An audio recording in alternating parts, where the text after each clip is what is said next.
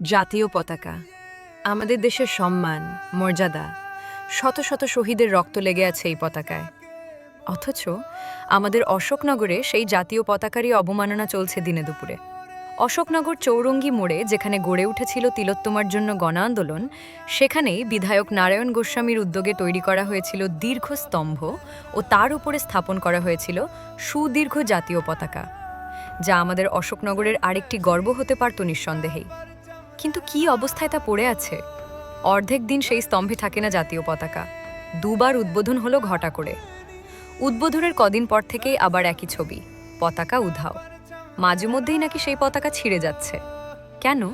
এত জায়গায় তো এরকম সুউচ্চ পতাকা আছে, সেগুলি তো ছিঁড়ছে না। তাহলে কি এখানেও কাটমানি?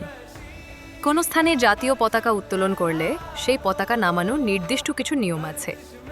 সেই নিয়ম না মেনে যখন তখন পতাকা উড়িয়ে এবং নামিয়ে রেখে আসলে জাতীয় পতাকা ও দেশের অপমানই করা হচ্ছে।